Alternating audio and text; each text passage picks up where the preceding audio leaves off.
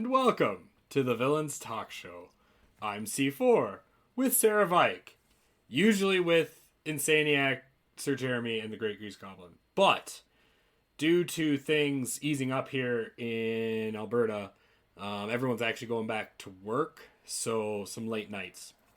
Good thing is being a restaurant and bar owner myself, is my hours don't change. I have been working this whole time. I have had to wash my hands. I could get into it. It's been rough, but I serve truckers, so I haven't really had a chance to close. So I understand.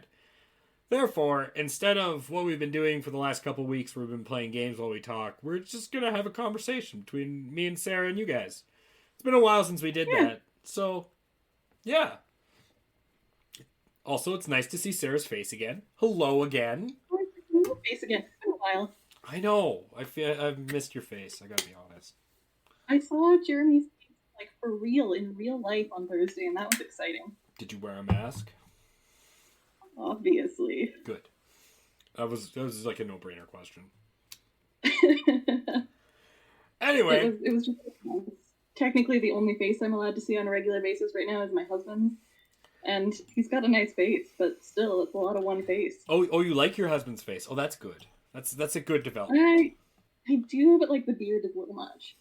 Not a fan of it. You're not a beard lady. I like the face. It's hidden though behind the beard. Well, I mean, there's the good old, get it stuck with like glue and stuff, so he has to shave it kind of thing. I don't think that would work. He would just get mad. He really likes his beard. I'm sure you've noticed. I do. I've known him a long time. I remember when he had such a baby face. Ugh. I loved that baby face, man. I married that baby face. And now it's a beard face. Where was the baby faced redhead I met back when we were young? Right? Whisked me off my feet. I like the difference in aesthetics too. I didn't notice your background till now with like all the luggage and stuff. Not doomsday packing a little, are we? We don't have a lot of storage space in our house, so this is actually, you may not be able to tell, this is actually my bedroom. My bed's like right there. But just that one corner is the one space we have to put that, so that's where it lives. Oh yeah, that's right. I always forget that you guys have different rooms, and then like old-timey. Right? Old-timey. You're so old-timey for such young people. It's so great. So we've been married 7.5 years now. And for the first 4 years, we shared a room because, I mean, that's what you do when you're married, right? And for 4 years, I just kind of didn't sleep because I'm a super light sleeper, and Jan snores and he twitches and he steals the bed, and it just didn't work. So I came to a point where I realized that I was happier on the nights that he stayed over at a friend's house than I was on the nights that he stayed home, and that didn't seem healthy. So we got a second bed, and I moved into the spare room, and it's been great ever since. I sleep now. That actually makes so much sense. Now, that being said, just a kind of a segue to that. That was a perfect segue, Sarah. Thank you for that. Today we're talking about first world problems. First world problem. Can't sleep with your significant other in your bed. So what do? Buy a whole nother bed.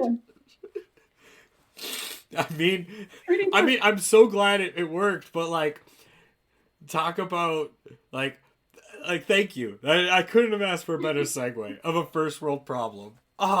Me and my husband just could not share a bed together, so I just bought a second bed. Exactly. I mean, it worked. To really think, like, the reason I wanted to talk about it is because we always make fun of first world problems, but how often do you actually think about them? Like, how many, totally. Like, and they're really first world problems. I mean, I've seen... Well, like, I don't feel like eating this thing in my fridge, so I'm going to eat this thing in my fridge. Or, like, I don't feel like eating this thing in my fridge, so I'm going to call in delivery. And I like to think that I like, for a while... So when I went to sea and came back, I remember I was so aware of it all the time. All these little things. I'd be like, well, why? You have perfectly good food in the fridge. Or like, why would you order food when you could just walk 2 blocks and it's cheaper.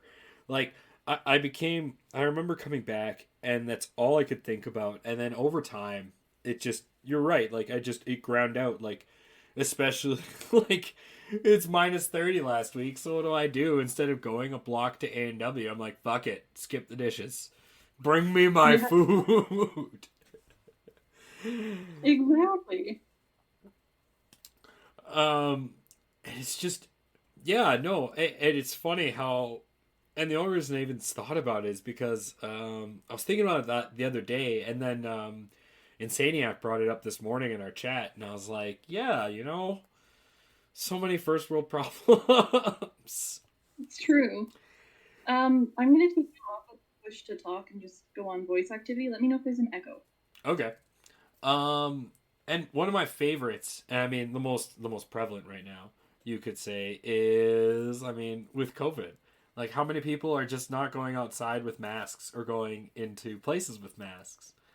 I mean, and all the other shit aside, if you're looking at me and you live in North America and you're telling me whatever reason you don't wear a mask, that sounds like a first world problem.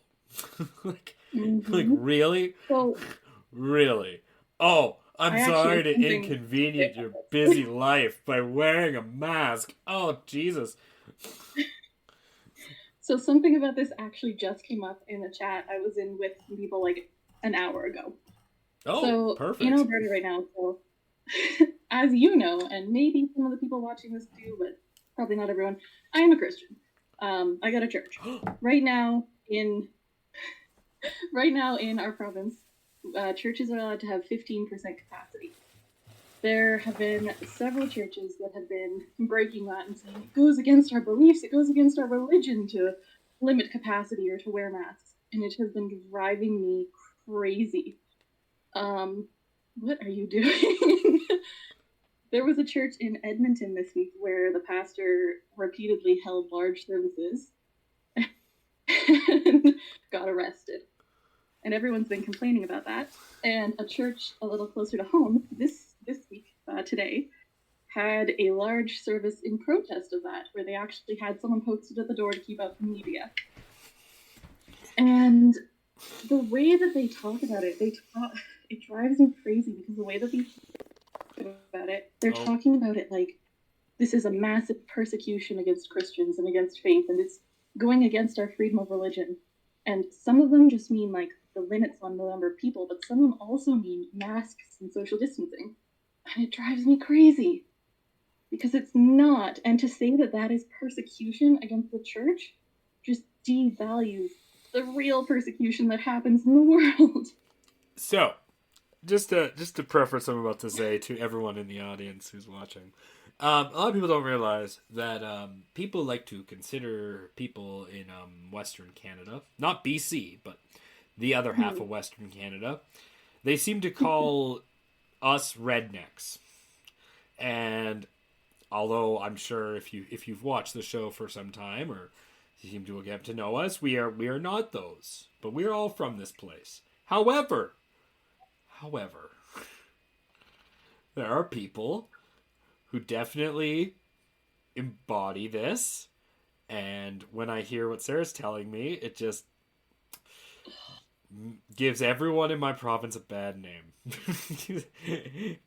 It's like if you live in Texas and you're a sane person and everyone around you's a crazy redneck, and your town gets reported on as being a bunch of crazy rednecks, and you're like, I live here, I'm fine.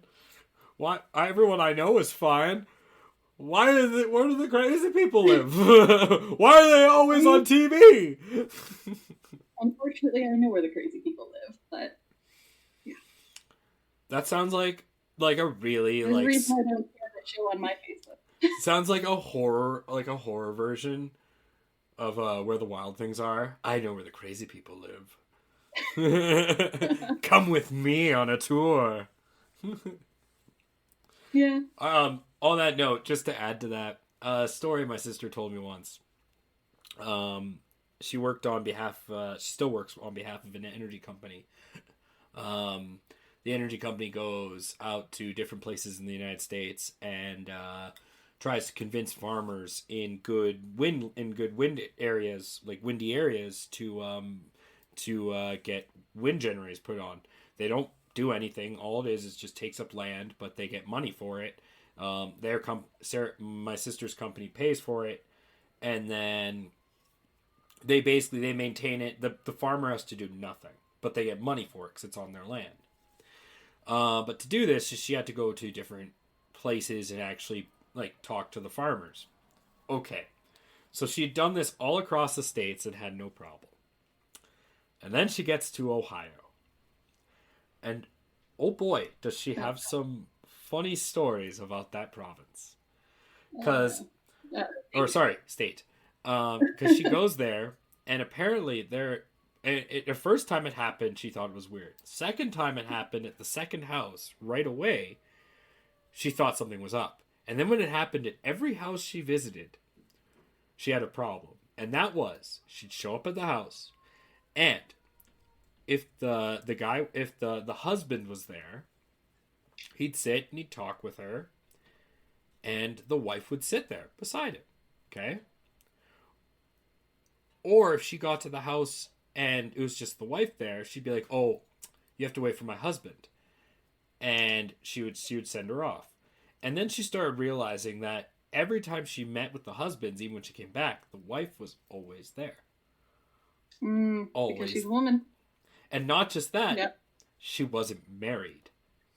Yep. And she found this out after one lady told her that after one farmer said, "Oh no, I'm not putting those up.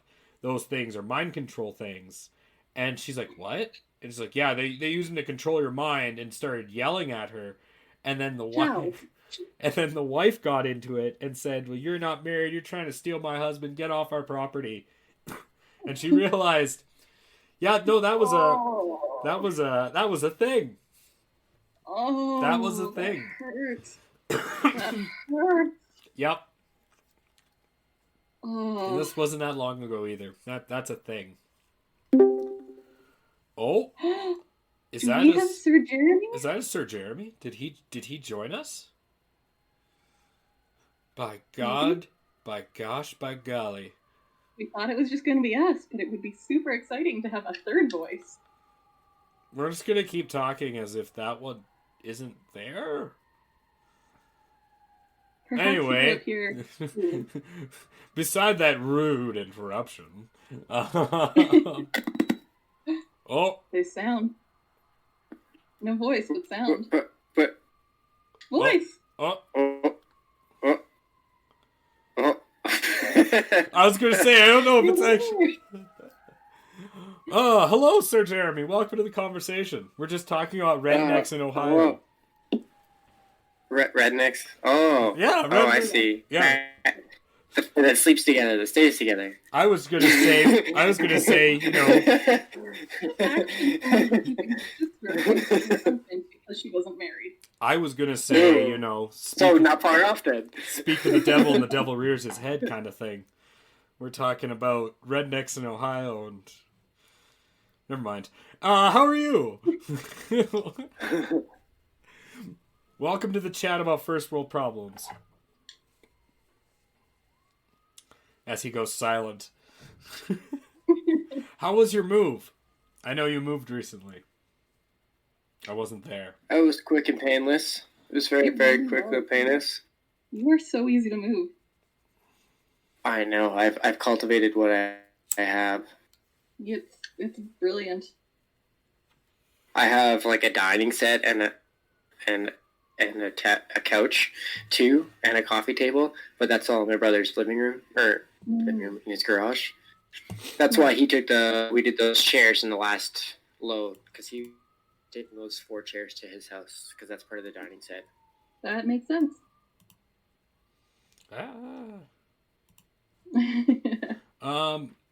That's good. I was gonna say, how was and the internet was good? Internet was set up? Yeah, it was already set up when I showed up. I didn't know if it was ours right away, but because the way sometimes when Justin talks about things, I have to double check about what he means. I get confused with his. I understand that. Me too. You have to be direct with him. Very direct. Oh, I understood that. I get that right away. Yes, you have to tell him right. Me definitely along very well. Because if you don't tell him directly, he's actually really good guy. Oh yeah, totally. It's one of my best friends. No, it was more like the way he was talking about things. I misunderstood the way he phrased what he was saying. Other than that, that was great. That's good. But yeah, no, that was all it was. And then you're right. He's like never here. He takes his cat with him everywhere he goes to. Yeah, he's always at his girlfriend's house. Oh, well, that's ideal. That being said, first world problems, Jeremy. Not being without internet. I had an interesting angle of this story because let me tell you this. So I was hanging out with Justin the other day, and he was talking to me about the internet. And he's like, does Jeremy really need internet? Like, does he need it? And I'm like, and I look at him and go, well, why would you say that? He's like, well,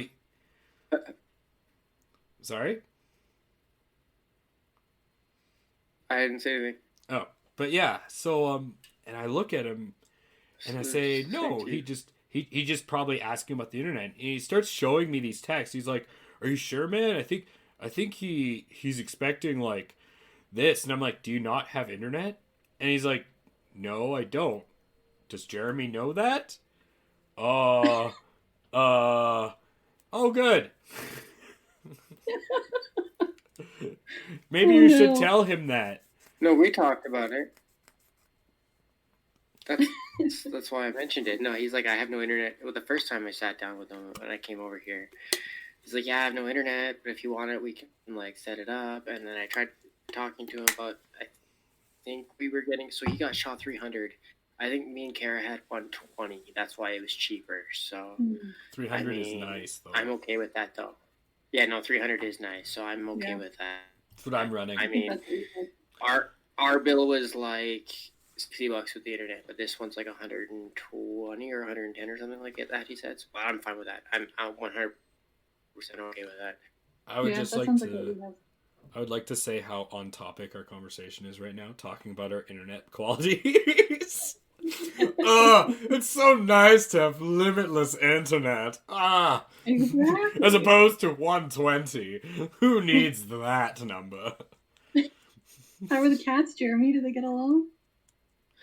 I was actually just saying that before too. His cat is like the perfect patience for my cat.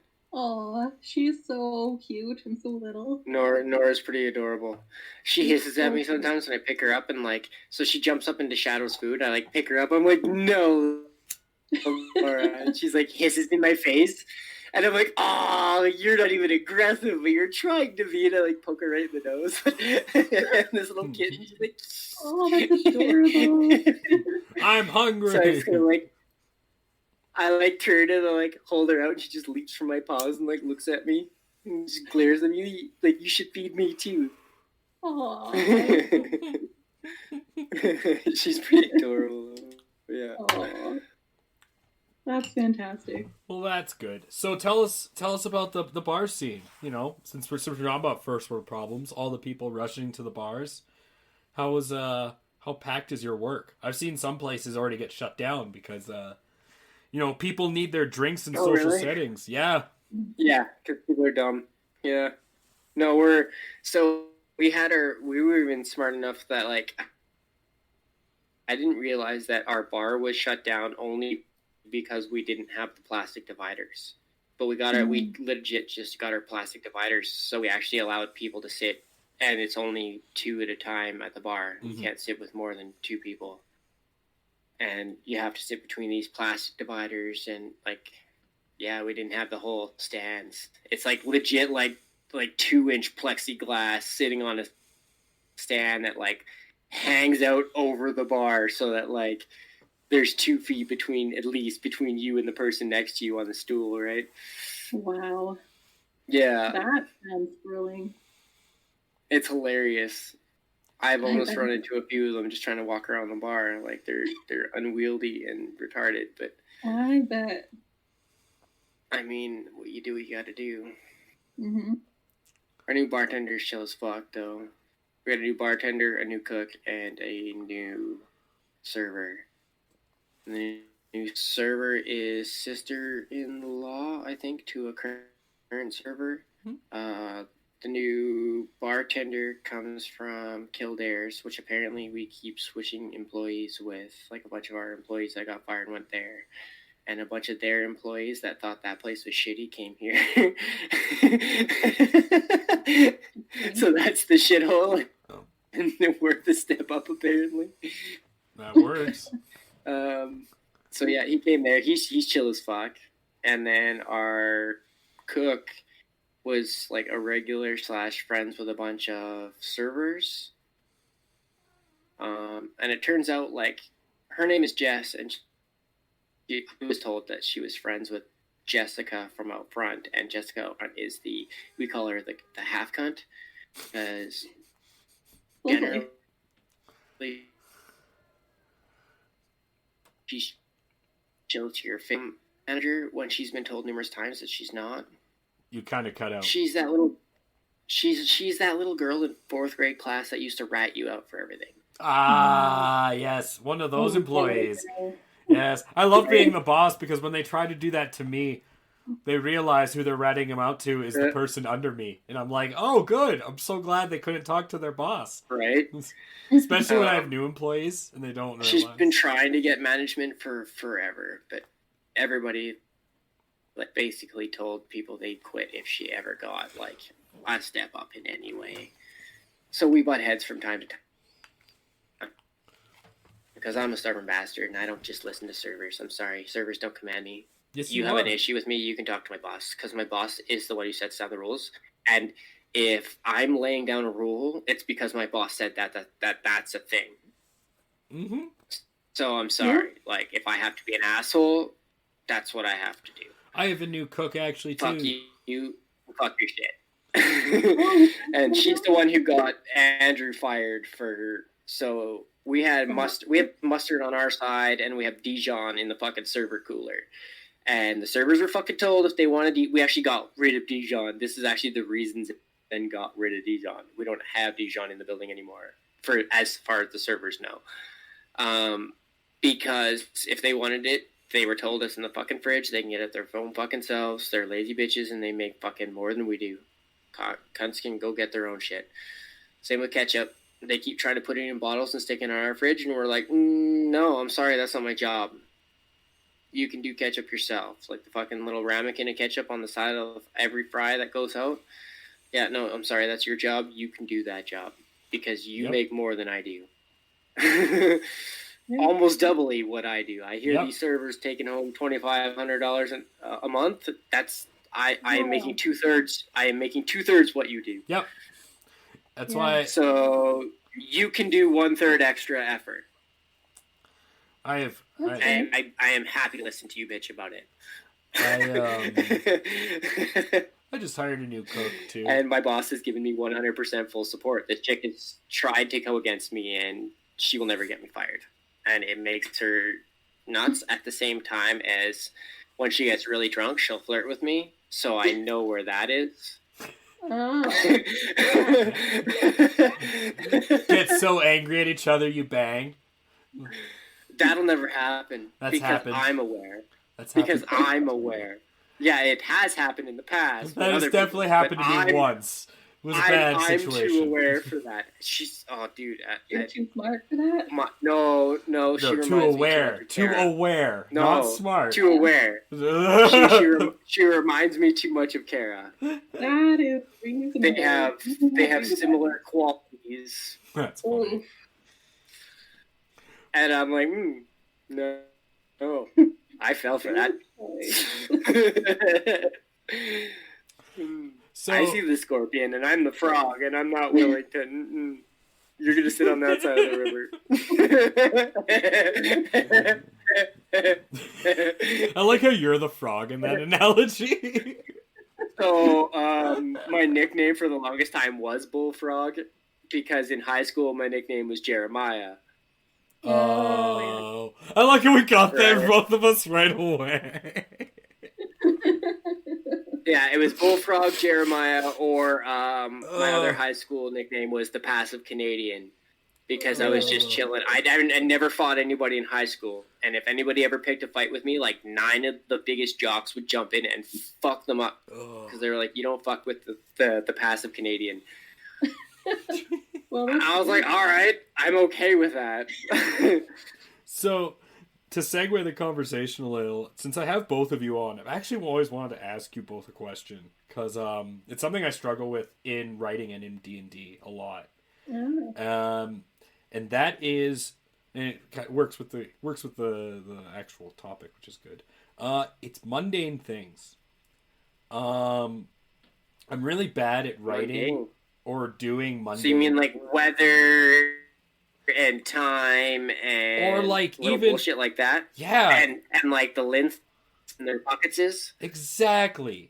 Like, I'm really bad. Like, I think Sarah, if you really think about it and look at the way I DM, like, everything is big. Yeah, there's no. Yeah, I'm really bad with. I was gonna say, you know that the secret to the small shit is literally ad lib.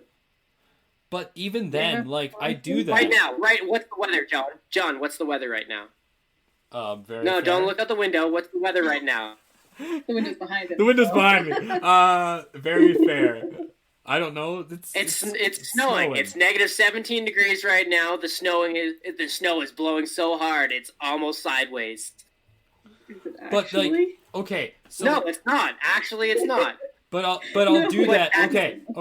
That's role playing. Let's preface this a bit more. So I'll do that, right? Like, I'll say like, oh, this is happening outside, or we were just in Icewind Dale, so we did, like, they're walking through the snow, and I'm like, oh yeah. That's why I used that example for use, right? It was because I knew you were just in Icewind Dale, right? Like, what's the weather like? I'd say that, right? And then I would do nothing with it, because like I'm really bad with small things. See, like I would call them side big quests. Notes. So I would write big notes on my thing that this time we're going to use extreme weather conditions, and I would use that. And I'd write. Sorry, you cut out there. Yeah, it we're losing like you. 6 You're times getting too passionate, and it's cutting out.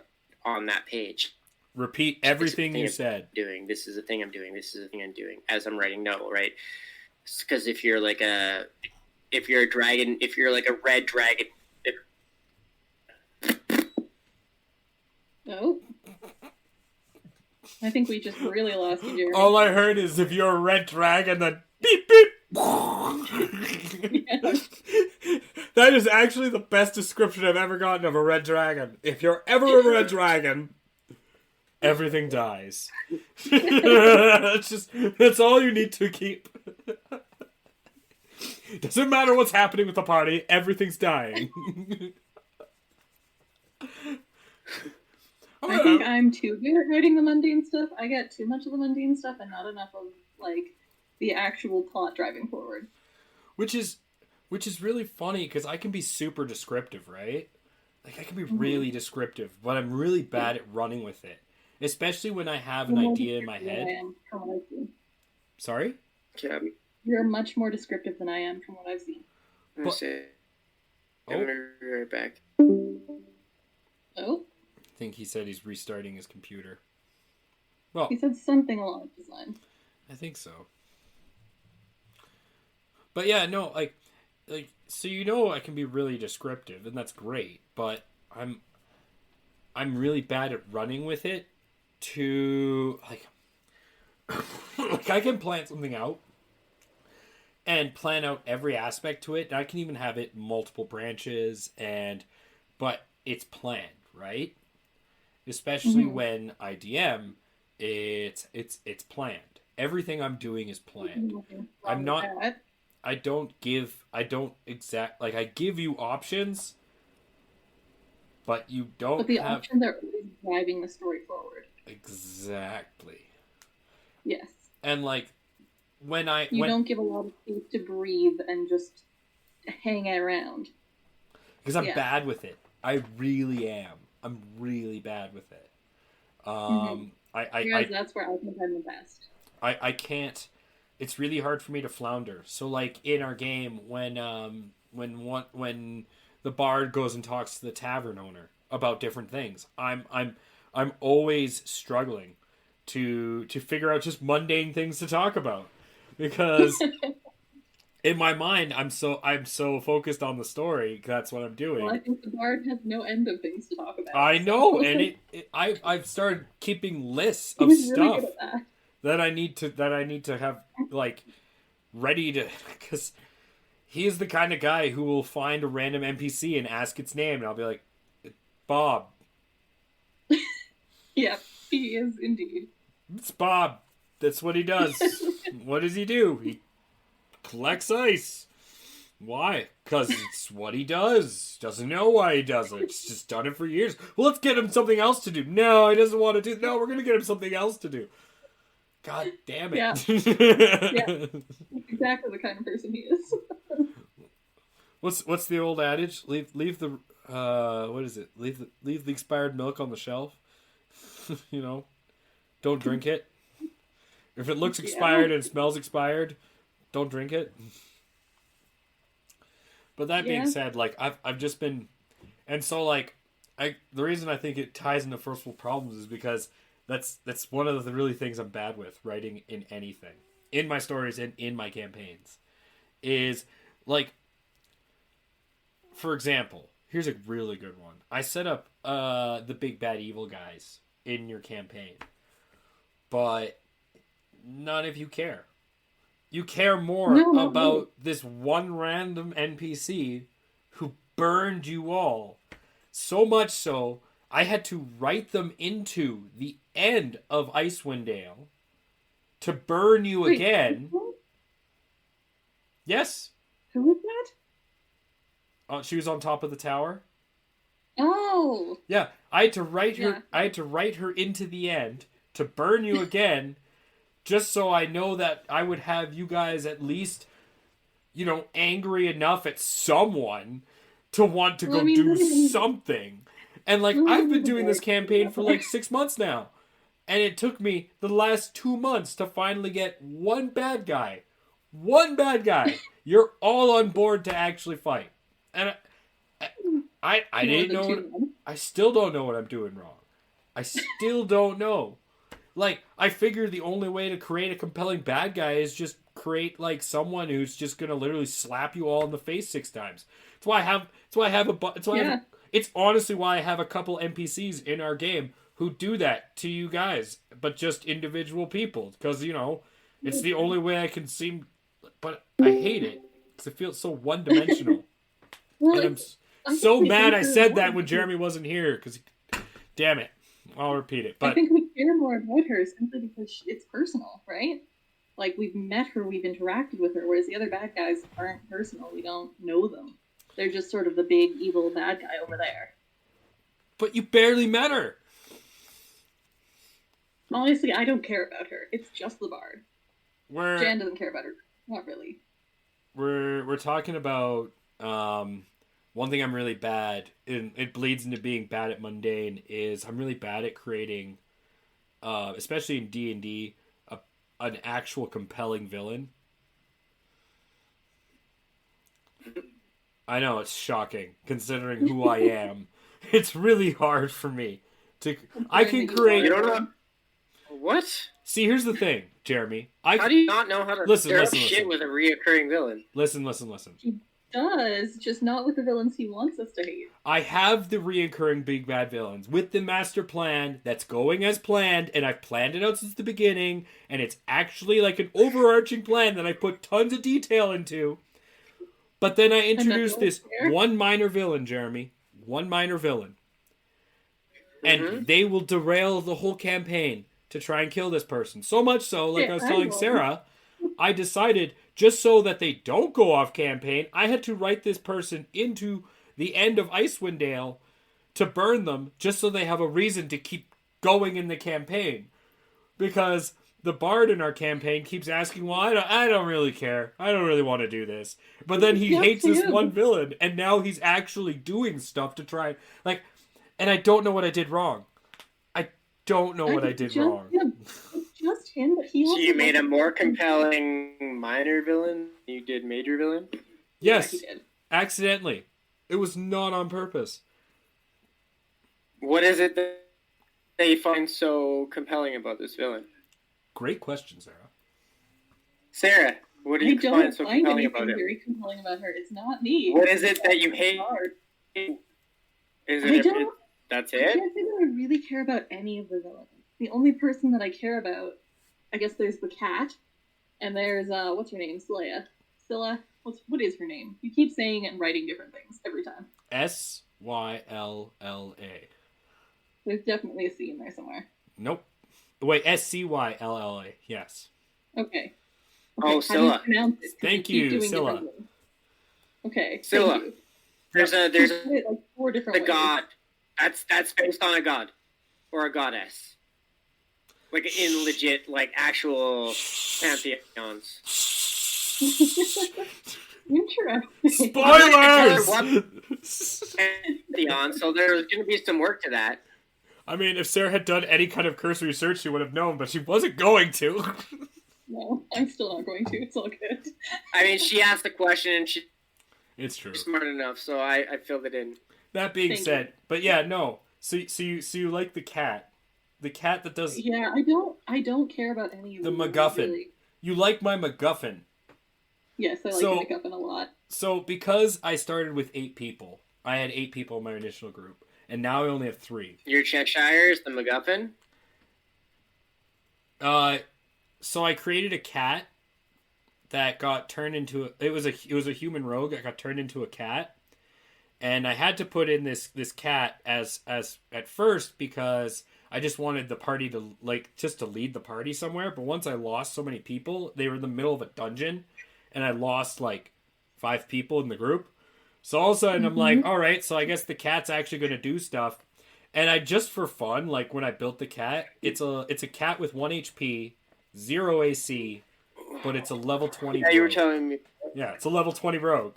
And so the whole party's about to die, and I'm like, it's only the game 7. I can't let this happen. So the cat just appears, does what a rogue does, just sneaks up and just 1 hits with a sneak attack. And because I'm using a claw, it only does 1 damage plus sneak dice, which at level 20 is a lot of damage. Yeah. So that and I used the cat I think maybe twice to save the party. Otherwise the cat would just walk around and do nothing. Combat would start and I'd have the cat just disappear and do nothing. Just disappear. But no, everyone loves the cat. Yes, John, we love the cat. Did you not pay attention to Sailor Moon?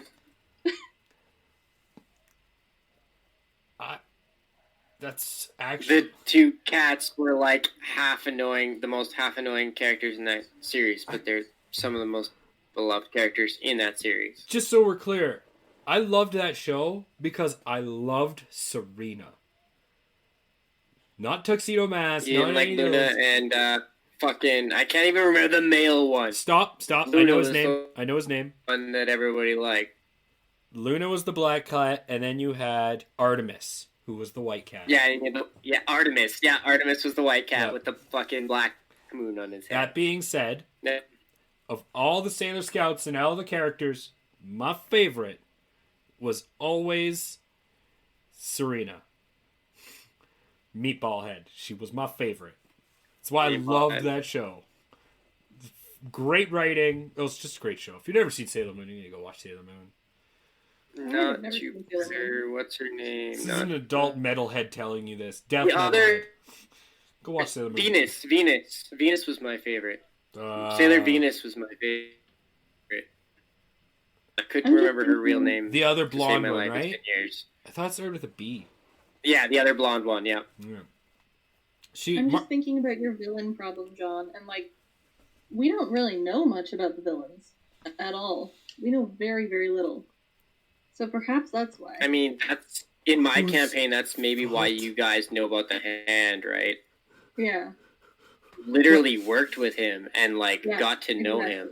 We know who he is. But this is what gets me. You could know everything about the villains, but no one asks. You've never asked. You've never asked about what's going on. You never asked about who are these things. Actually, never in 6 months. Not one of you asked. Not one of you. Even people who I've thrown in front of you, who I said are connected to everything. Oh, okay. Yep. Yeah, you are correct. How do I build a compelling villain if you don't care enough to ask about them? That's fair. You know how I did it, right, John? Yeah. I let you guys build up everything you loved. And I let you know this character. And then this character came and he fucked your shit up and took everything you loved. Whoa.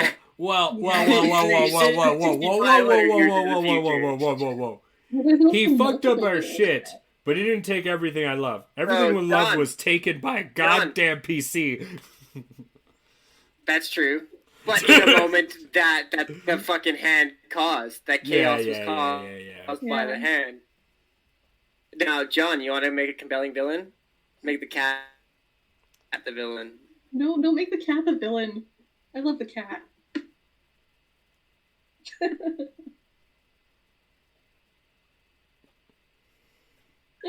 Or a familiar villain.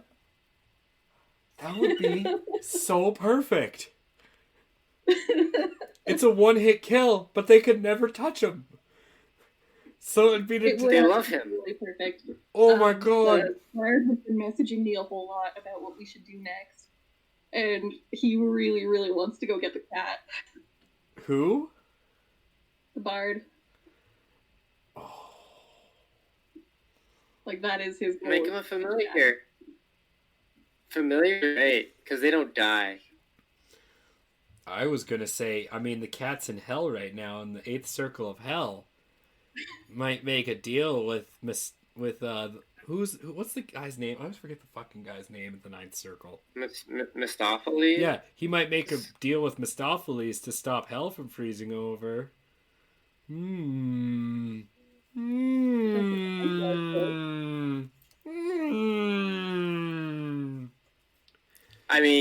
There's 9 demon lords, and all of them have some pretty enticing deals, depending on what you believe on. Well, right now, 8 and there's a whole wraith of Yugalos and Arcanalos who enforce those deals. Just so you know, 8 in my campaign. The party doesn't know this, but 8 of the 9 circles of hell have frozen over. We do know that. Oh yeah, I guess I did tell you that. Yes. You told us that. Yep. 8 of the 9 circles have frozen over. So it happens when you give the leader of the 8th circle of hell the power of the god of frost. Because if the players go get the cat, it could be an all too convenient rescue mission that they literally just now kidnapped a spy. Except now I know all this. Sure, but he could rephrase it in any way he wants, and he maybe not even use the cat. That's true. I have many others. Many others. There are tattoos and other magical means of watching people that I can put on things. I could just make something up. I'm God. I could just make something up and just be like, no, they could see you. Oh, how? Magic. What kind of magic? You don't know, it's old magic. Yeah, I do an arcana check? Nope. Vecna literally used a tattoo of an eye that he could see through on all of his followers. And the eye was shut. It was a tattoo of a closed eye, and when Vecna used it, the eye opened. Oh, creepy. Ooh, yeah. That's cool. That's a neat little flavor. Yeah. It's a nice little spice. And then in the case of Vecna, a lot of the time for his disobedient followers, the eye would always be open as a mechanical deal, whether he was using it or not, just to make that follower follow his shit a little maybe more firmly. Be more obedient. Yeah, be more obedient, right? Thinking he's always watching, whether he is or not. That's smart. Okay. But just so we cover all the bases. He was the Lord of Lies and the Father of Secrets. What would you do, Jeremy? So if you were faced with my problem and you had one or two BBEGs, like real BBEGs that the party just doesn't focus on, like Strahd. Like you're playing Curse of Strahd and no one cares about Strahd. No one has any inclination towards Strahd. How like, do you bother salvaging it, or should I just So there is actually a thing in Strahd about how his, and I use this in quotes, his mother, the hag who creates him into a vampire, how she recruits the party to go check in on Strahd because she secretly loves Strahd, but doesn't want him to know it because she thinks he'll hate him for his vampire undeath, which he does. So she actually lives in the Eternal Fog around Barovia. Cursed to never actually enter Barovia, because if she does, then Strahd will know of her existence. But at the same time, she loves Strahd so much she never wants to be outside of his presence. It's like a double-edged sword, right? She cursed him to be a vampire, so he hates her for it, but she sees him as her only son. She was actually his godmother in life, and a secret hag, and loved him so much, and his parents neglected him, that she, in loving him, turned him into a vampire.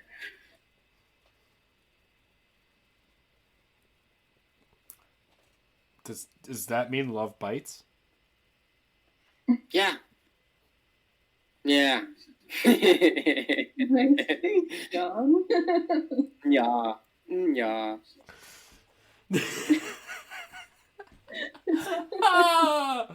Nice. But yeah, so I am kind of missing the analogy. So,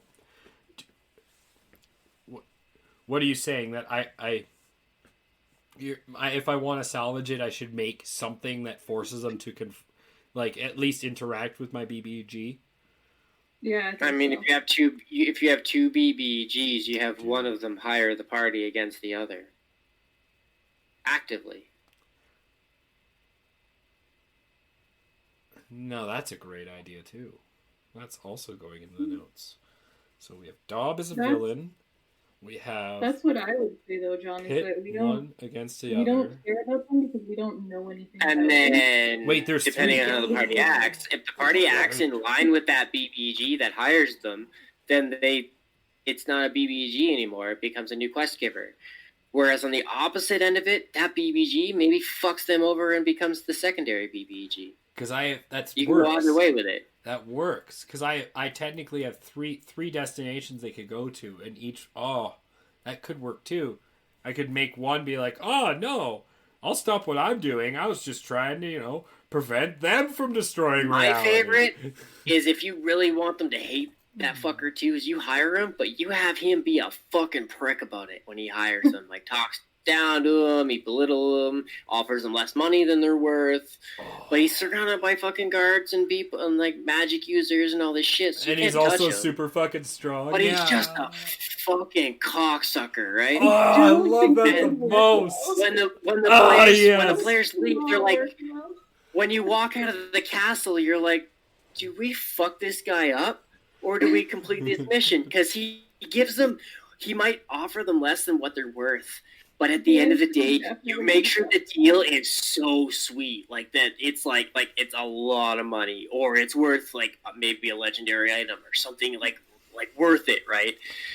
But because he's gonna be like, he might treat adventurers like shit, but at the same time, this guy knows what they're worth. So he'll offer them something he knows they'll take so that he can treat them like shit.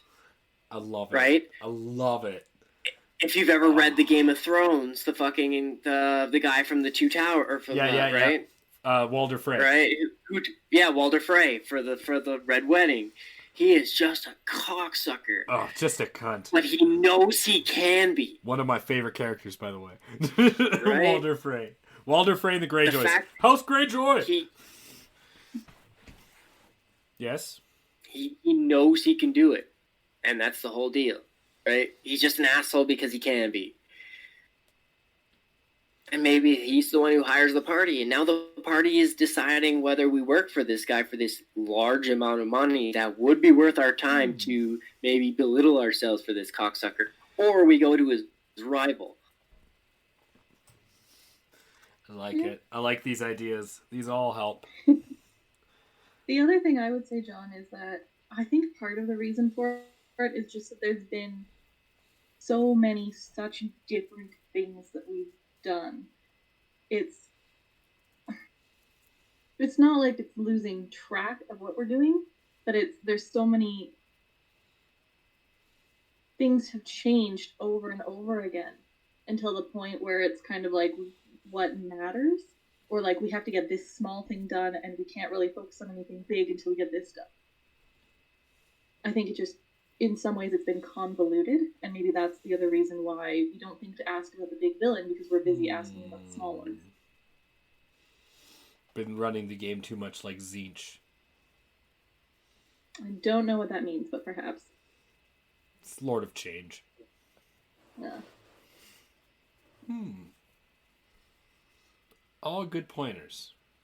Yeah, because I mean, the last time that anything was, in any sense, the last time that our focus really was on the big story was the wedding. And that was a long time ago. That was a long time ago. Because then we had to deal with the Lich's phylactery and the Demi-Lich's phylactery and whatever. Which you got. And then we got which you have now. Yeah, but then we got whisked away into Icewind Dale, and it's just been like so many little problems that we have to deal with that it's hard to focus on the big problem we're trying to deal with. And that's not to say there shouldn't be little problems, but there's just been a lot of them, and a lot of them that have grown into big problems themselves. Yes, that's what happens with problems. That's why I consider myself at least a decent, good DM. You know, you leave something off to the side, it's gonna grow. That's what happens. Well, yeah. And especially as time goes, it gets bigger. And then all of a sudden it's like, hey, this happened. And you guys are like, oh. But, like, the world is ending, essentially, right now. Yes. And you keep saying, like, you guys have ignored it for so long. It's like, what were we supposed to do? There wasn't anything we could do about that. We were stuck somewhere else. Here's the funny thing, is in my mind, there was so much you could do because you guys never asked the right questions. Well, then maybe you're not giving us the hints to ask. I think that's exactly what it is. Something I'm doing. I'm not leading you guys to ask the right questions. Yeah. Because I have noticed that a lot of times that when we ask questions, you'll be like, is that all? At the end, as if there's something else you want. But it's like, I can't think of anything else. Okay. All good information. Cool. All right. You guys both gave me a lot to think about and some good ideas. Otherwise, good. I think that was a good talk. It's a good show. Mm-hmm. I'm sorry. Really about problems, but you know. I'm sorry no one out there in cyberspace had anything better to do, but I'm glad you spent it with us here. I am always C4. Beside me was Sarah Vike. And joining us halfway through, thank you for coming, Sir Jeremy. Mm-hmm. Sorry, I thought I was going to talk to John for an hour, and that's a terrifying thought. That is a terrifying thought. And Sir Insaneiac and the Great Grease Goblin will be with us hopefully next time. It's just work. And we'll probably be playing something. I imagine like sketch or something. I don't know. It's just no schedule. all there is shows every Sunday and Wednesday, and that's just as about as scheduled as we get. Yeah. All right. That being said, thank you for watching. If you enjoyed it, subscribe. That'd be cool. You don't have to, but follow, subscribe, that'd be cool. Other than that, I worked really hard on these end cards that are new, and I hope you out home are enjoying them, because you're about to get another one. So, if they suck, just let me know. I like them, but that's obviously fight. That's obviously like bias. No, you're not biased. Don't be ridiculous.